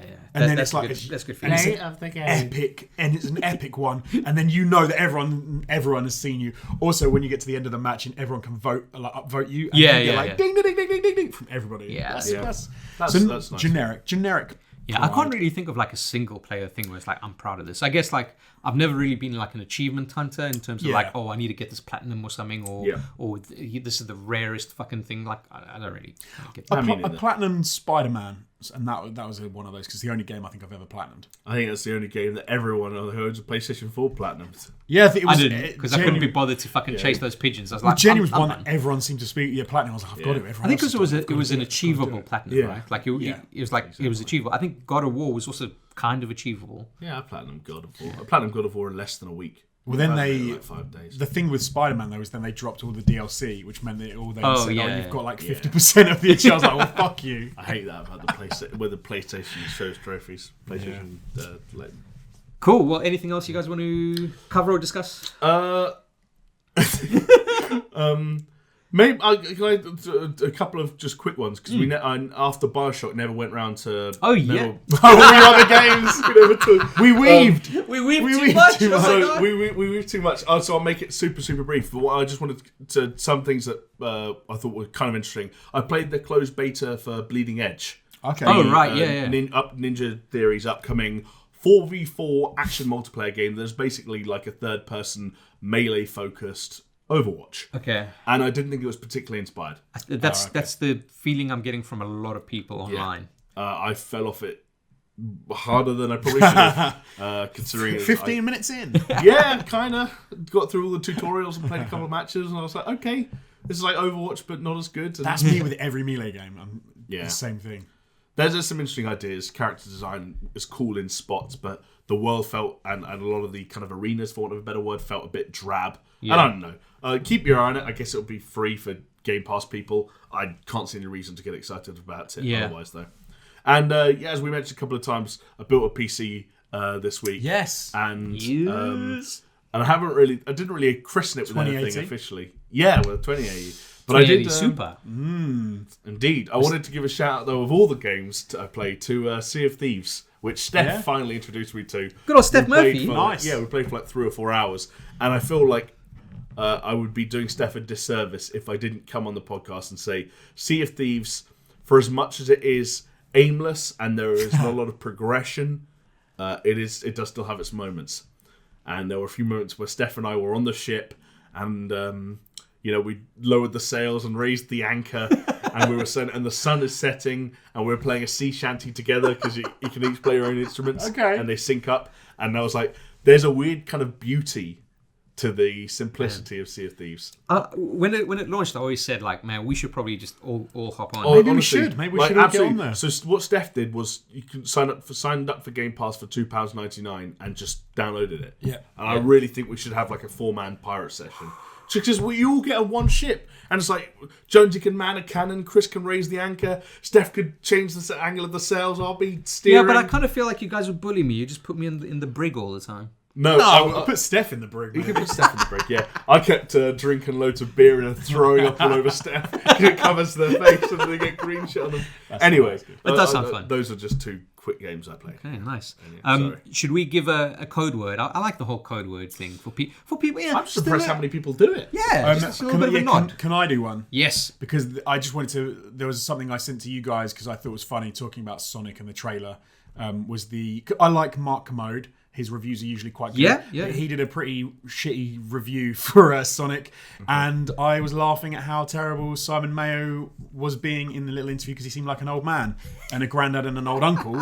And so I think I messaged you guys and said it was the original Mayo sandwich. So can we have the original Mayo sandwich? But who's the real? Okay. I think Sam Mayo's the original Mayo sandwich, and Steph is the young Mayo sandwich. Okay, so I think the young pretender. So code word, the Mayo original Mayo sandwich, or just Mayo sandwich. Yeah, there you go. So guys, with that, thank you so much for watching.